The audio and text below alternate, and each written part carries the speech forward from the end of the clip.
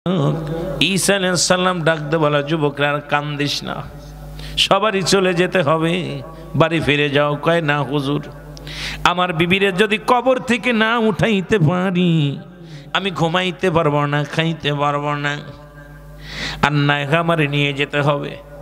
ঈসা আলাইহিস সালাম ডাকতে বলা, যুবক তোমার বিবির কবর কোনটা? বলে হুজুর ওইটা। ঈসা আলাইহিস সালাম ডাক দিছে, কবরের কাছে যে ডাক দিছে, ওঠো, কবরে কে শুয়ে আছো, ওঠো। সঙ্গে সঙ্গে উঠে গেছে একজন পুরুষ। আল্লাহু আকবার।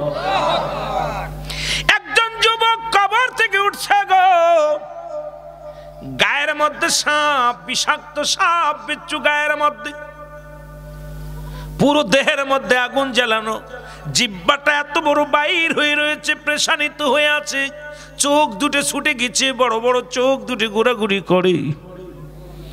যুবক দেখে চিৎকার মেরে বলে, হুজুর এ কে? এ তো একজন পুরুষ, আর উনি জাহান্নামী কেন? এই কুৎসির কালো কেন?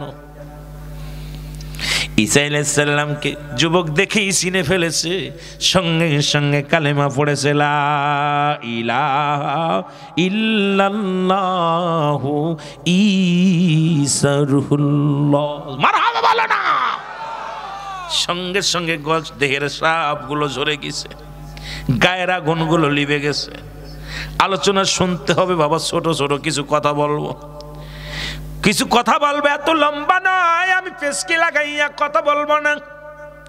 মুখস্থ করতে হবে, আমল করতে হবে, জানতে হবে, বুঝতে হবে গো।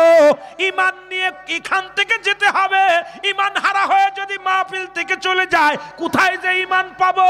আজকে ঈমান পাওয়ার একটা জায়গা পেয়েছি, এখান থেকে যেন বেঈমান হয়ে না যায়। এখান থেকে কালেমা পড়বো, এখান থেকে তওবা করব, এখান থেকে গুনাহগুলো মাটি দিয়া বাড়ি যাবো। জোরে বলেন ঠিক কিনা?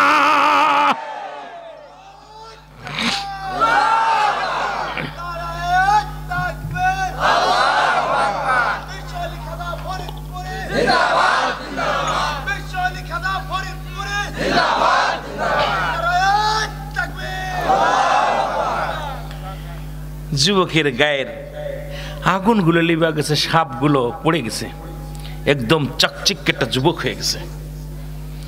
বলে, হে আল্লাহর নবী ঈসা, আমি খুব কষ্টের মধ্যে ছিলাম।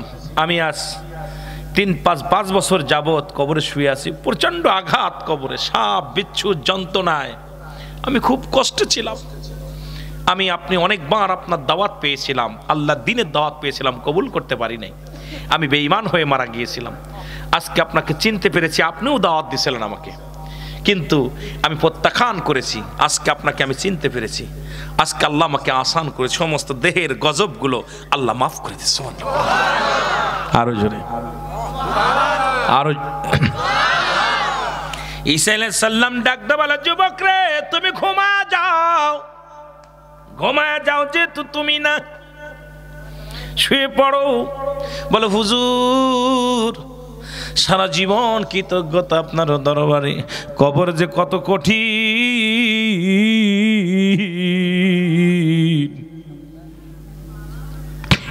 এই কবরের মধ্যে আমি দীর্ঘদিন যাবৎ বড় কষ্টের মধ্যে ছিলাম রে। কবরে কোনো সকাল নাই, বিকেল নাই, দুপুর নাই, রাত নাই, আমার কবরে সব সময় দাও দাও করে আগুন জ্বলতো। আমার কবরে সাপ বিচ্ছু এসে আঘাত করতো। আল্লাহর নবী গো, আগে যদি জানতাম জীবনে আপনার কালেমা প্রত্যাখ্যান করতাম না, আল্লাহর বিধান প্রত্যাখ্যান করতাম না। ঈসা আলাইহিস সালাম বলে, যুবক রে, তুই ভাগ্যবান, ঘুমায়া যা। সঙ্গে সঙ্গে উনি শুয়ে পড়লেন কবরের ভিতরে। জোরে বলেন মারহাবা। যুবক বলে, হুজুর ওই পাশে শুয়ে আছে, ওই কবরটা না, পাশের কবরটা আমার বিবির। আল্লাহু আকবার বলেন আরো জোরে। ঈসা আলাইহিস সালাম ডাক দিলেন, ও মহিলা, কবরে কে শুয়ে আছো? ওঠো। সঙ্গে সঙ্গে উঠে আসলেন একজন মহিলা, আল্লাহু আকবার বলে আরো জোরে। মহিলা যখন উঠে আসলো, মহিলা বলে আল্লাহর নবী ঈসা গো, আমি ছিলাম একজন ইমানদার খাঁটি মহিলা, জান্নাতের মধ্যে ছিলাম, আপনি আমাকে কেন ডাকছেন? জান্নাতের নিয়ামতগুলো পাইতেছিলাম, আল্লাহর ফেরেশতারা আমার সঙ্গে কত সুন্দর ব্যবহার করেছিল, কত আরাম এসেছিলাম, আপনি আমাকে ডাকলেন কেন? আল্লাহু আকবার বলে আরো জোরে, আরো জোরে। ঈসা আলাইহিস সালাম কয়, ডাক দে, কয় যুবক রে, এটা কি তোমার বিবি? বলে জি হুজুর, এটা আমার বিবি। তাহলে নিয়ে চলে যাও, তুমি পায়া কি খুশি? বলে হুজুর আমি খুশি।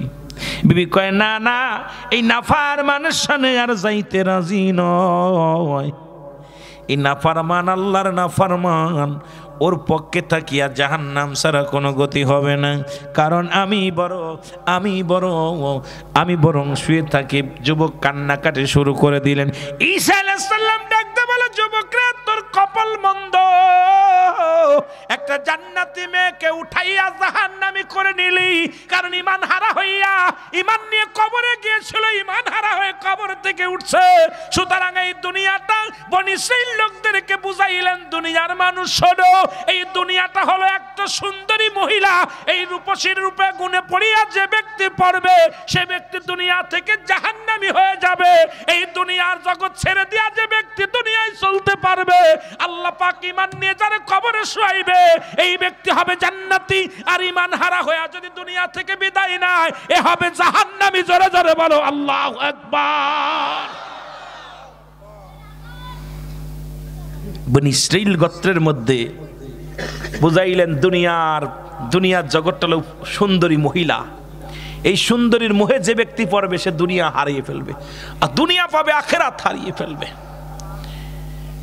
দুনিয়া ছেড়ে দাও, দুনিয়া ছেড়ে দাও, আল্লাহর গোলামি করো, দাসত্ব করো, দুনিয়া তোমার পিছে পিছে ঘুরবে। ঠিক কিনা? কথা বলেন, কথা বলেন। হালাল খোর বান্দা হও, ইমানদার হও। ইমান যদি না থাকে রে মুসলমান, ইমান না নিয়ে যদি কবরে যাও রে মুসলমান, চিনবে না টসির মুরিদ, চিনবে না সারসিনার মুরিদ, চিনবে না পাংশির মুরিদ, চিনবে না সারসিনার মুরিদ, চিনবে না ফুরফুরা শরীফের মুরিদ, চিনবে না বড় কুতুব, চিনবে না রুহুল আমিন, চিনবে না মৌলবী, চিনবে না মুন্সি। ইমানটা যদি ঠিক মতো নিয়ে যাও কবরে, তোমার কবরে শান্তিতে থাকতে পারবা। আর ইমান হারা হয়ে কবরে গেলে কবর কিন্তু তোমারে ছাড়বে না, ছাড়বে না। জোরে বলেন ঠিক কিনা?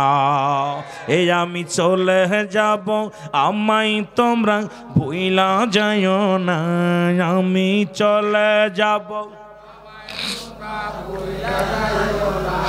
আমার মরণ আসিবে কখন কেউ তো জানি না, আমার মরণ আসিবে।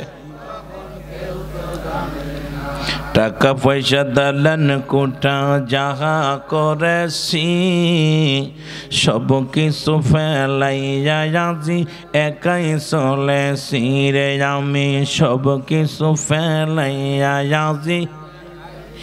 আমি যাবার কালে ভেবে দেখি আমার কেহ নাই, আমি যাবার কালে ভেবে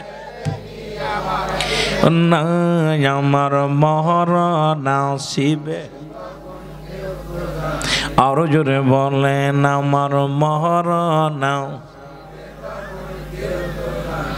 এই মরার কথা বলতে গেলে অনেক কথা এসে যায় রে।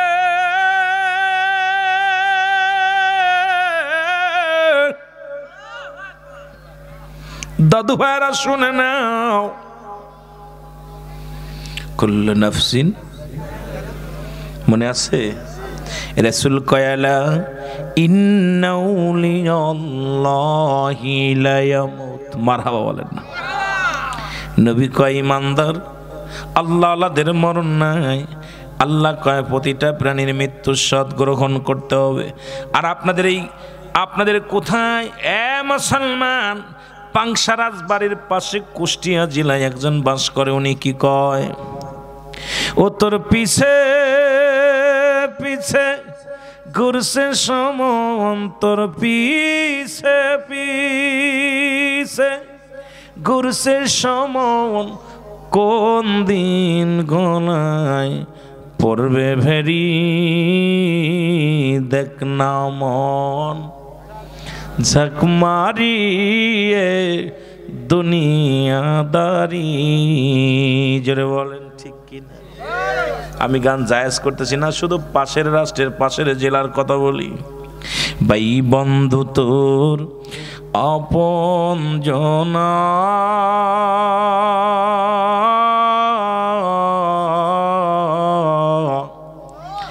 মরলে সঙ্গে কেউ যাবে না মন তোমারি। ও সেদিন শূন্য হাতে একলা পথে, সেদিন শূন্য হাতে একলা পথে দিবে তোমায় বিদায় করি দেখ না মন।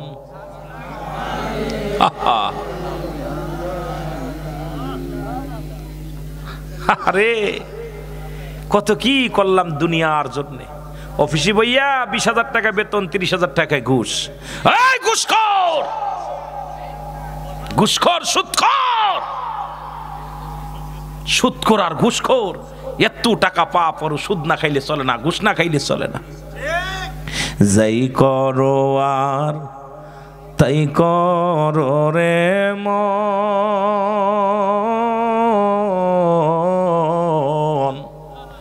পিসের কথা রাইক স্মরণ বরাবরই। জোরে কোন ঠিক কিনা? যাই কর, যাই করিস, মরণের পেয়ালা পান করতে হবে, এটা স্মরণ রাখ। জোরে বলেন ঠিক কিনা? সকালবেলা মারা গেলে, রাত্রে মারা গেলে সকালবেলা দাফন, সকালে মরণ হলে দুপুরে দাফন। তো 2 মিনিটের এত দুনিয়া জিন্দেগি এত বাড়াবাড়ি কিসের তোর? মুসলমান গভীর মনোযোগ, বুঝার জন্য বলে যায়, কিছু কথা বলে যায়।